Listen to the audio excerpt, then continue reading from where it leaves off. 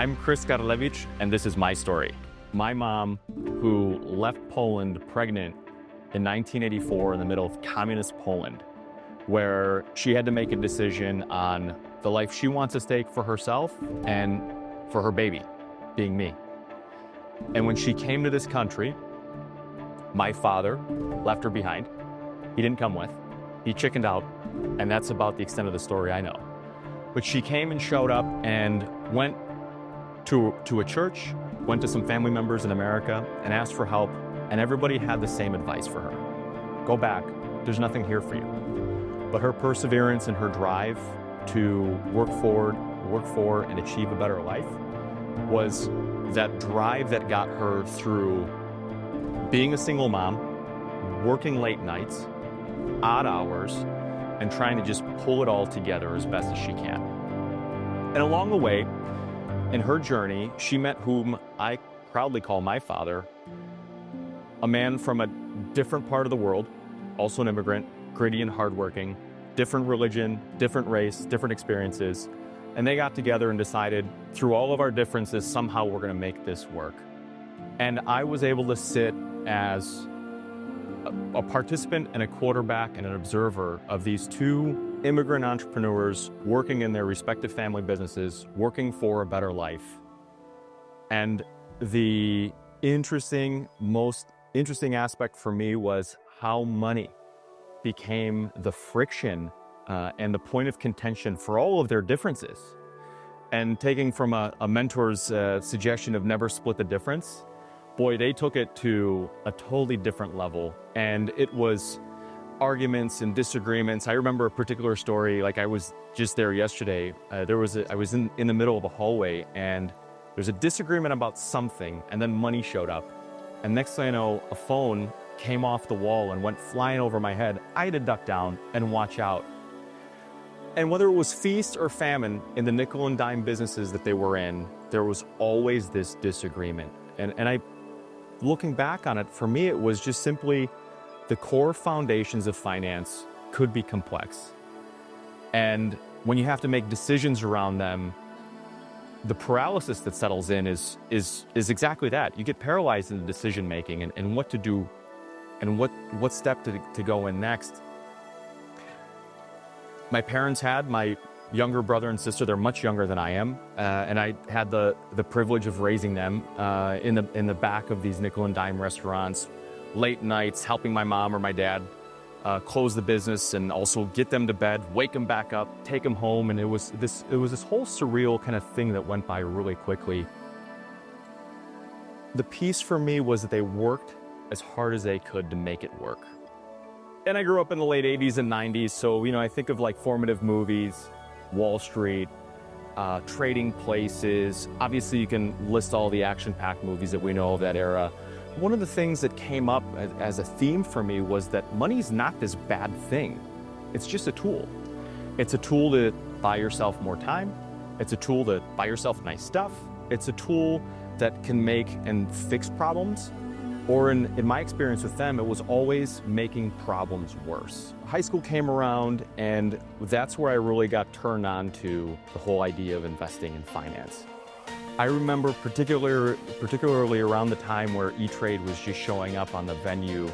I had this old, well now it's old, at that time it was new, big lumpy computer with AOL internet access and all the noises to get online. And I remember ditching high school to get home. I asked my parents, by the way, if they can open up an account with all my money that I saved up.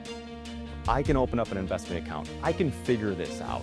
And I literally remember ditching campus, getting home, skipping lunch, and making trades on E-Trade and watching all the financial media and just being fascinated by it all. The fascination for me with finance and high finance, going down to Wall Street, but the experiences with my parents really led me to accept my fate that I should be the financial bodyguard. How can I take my understanding of decision-making within finance, and how can I take that behavioral challenge that we all run into when it comes to tough decision-making, and how do we protect families and their businesses and their money and their wealth and getting them to the next thing that's more important to them, whatever it is that's their incentive to do their best, and remove the paralysis. It's been a fun experience. My wife and I have 6 beautiful children. And our second youngest daughter was diagnosed with an extremely rare, medically complicated disease that's related to epilepsy, and she basically suffers from a life of seizures and all of the knock-on consequences that come with that complication. And that was a nuclear bomb that blew up in our family and in our home. And where all of my life's preparation from younger in my world, I believe were the tools that prepared me for such crisis. I could have either sat there and been paralyzed with my wife not knowing what to do, or what we chose to do and what we live by is that we have to take this situation, break it down into small, tiny steps, and do our best to be better. That challenge still faces us, and we work through it today on a daily basis. It impacts all of us. It impacts my wife, it impacts me, it impacts my other kids. But we all work cohesively, and we're still learning from that.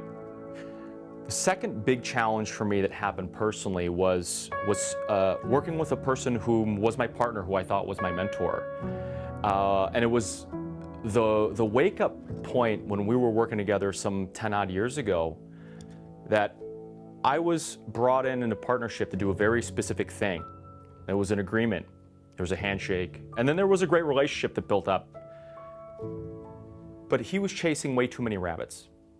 He was going in a lot of different directions, and with the main business, he was doing his thing, as he should. Frankly, if I was in the same position, I would do the same. But the problem was he went chasing after too many rabbits, went over his skis in the business, and started impacting my duties and my responsibilities for the business that I was looking to build. Not only responsible to build, but I was looking to build. And that moment raised a big breakthrough for me in realizing that, hey, at the end of the day, you need to write your own ticket. You need to take charge and take ownership, and it has to happen now. Otherwise, somebody else has got the pen in their hand and they're writing the book for you. And I needed to work through that and make the decisions that were best for my family and myself. Every crisis has the tools ready to respond to that crisis and that situation. And I've personally experienced that, right? The idea of extreme ownership that I've learned from my athletics days in junior high and high school. The idea that you can take any situation and slow it down to think more clearly. The idea that you can take a lot of different ideas and focus on the one that matters most right now, right? Finding your North Star, sticking to your core values, not getting distracted by the rabbits. The piece that was most important to me is that we live in a world today, and more than ever, of just the constant fire hose of information, but we can actually just slow it all down. Most of it's just noise anyway. It's only there to distract us and not serve us. What's most important is where are we headed? What are the tools that we're equipped with? And then collaborate and communicate with those around us. Another thing that I've firmly learned is that for me, and my belief is that fate is determined, but our destiny is designed. And I'm witnessing it in my personal business journey. I see it in my family. I see it with our daughter and how we can still work to create the best outcomes, even though the overall picture doesn't look great. But we have control over that, and it's up to us to get up and act and respond and take the steps to do the work. All of these moments, everything comes together, right? And kind of on the fly, we remember that one big breakthrough, and that's what we celebrate. And I think our society and the world we live in focuses on those breakthroughs.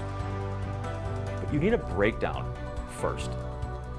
And that breakdown could be internally generated, it could be within the family, it could be within the business, it could be an external factor, could be anything. It's how we get through that breakdown that gives us the breakthrough. That's where it's celebrated. But it's being in the trenches and being in that decision-making process and decision-making framework that's extremely important. And both my big professional breakdown that I experienced and the personal challenges that we're helping our daughter with and that we're personally dealing with as well. We own it as much as she does. We're always back to what's most important. It's the time we spend together, the family, the values that we put together, When I'm out in the professional world, it's being the best advisor, consultant, it's being the best father, the best community member. All of these things really come from all these moments that happen in life. And that's where the pivot point is. And it's giving back and giving your best better all the time. Failure is nothing. It's an illusion. It only becomes something the moment that you allow it to stop you. And the best place to see this is in sport. When we're watching football or tennis or soccer, you can see that behavioral game, that war between your ears that happens with the athlete. It happens to us in life. It happens in the home, it happens in the business, it happens amongst friends. And that lesson that as long as you use failure as a guide to learn from, it actually becomes our greatest teacher, because it can inform our future decision making and make us better in situations that might be challenging or more challenging in the future. So failure is a tool. We just need to learn to embrace it.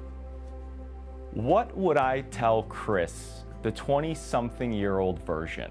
Oh boy, I got lessons for you. This is gonna sound cliche, but here's what I would tell him. I would say, son, start sooner. Everything you want to do, start sooner. And this goes for my marriage, this goes for my family, this goes for my firm.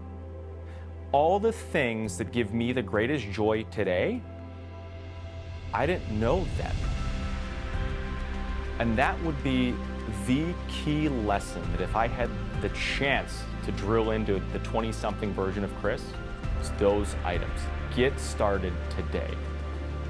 The other piece I would add that's extremely important is no regrets, only lessons, because that's going to serve you your entire life.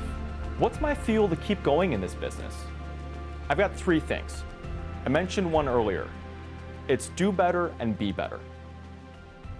And this manifests itself for me the most as being a father. Got these kids, they're all different, coming from the same background and same experiences, but they have different interests, different abilities, different shortcomings. One gets something easier than the other. There's squabbling, there's fighting, there's moments of love. But they all have one thing in common. They're paying attention to what I do as a father. They're paying attention to what my wife does as a mother. They're paying attention to us. And the thing that keeps me going in business is to do better and be better, not only for them as a father, but part of being a great father, in my eyes, is being a great person in business, being a community member, being involved in their sports, being involved in the Sunday afternoon charity runs that they really want to do that I'm like, I just want to take a break. None of that matters because they're paying attention. Because when they hear dad says, do better, be better, what really matters is that they need to see me do better and be better. And the fuel behind my business was best seen by a dear, dear friend of mine. This gentleman I met 15 some odd years ago. He's a salt of the earth guy, blue collar business owner, rough and gruff, hardworking, and he embodied the do better, be better. When I first met him, it was early on in my career and I was doing some succession planning for the business. I was introduced in and I got to meet him, his employees, his wife, his 2 sons in the basement of their home as they were growing and expanding their operation. And I went under his wing kind of as a mentee, but also as an advisor. And I'd throw out nuggets of, hey, try to think about this or do that. You can do things better. And he'd always pat me on the head, say, yeah, Chris, whatever you gotta say.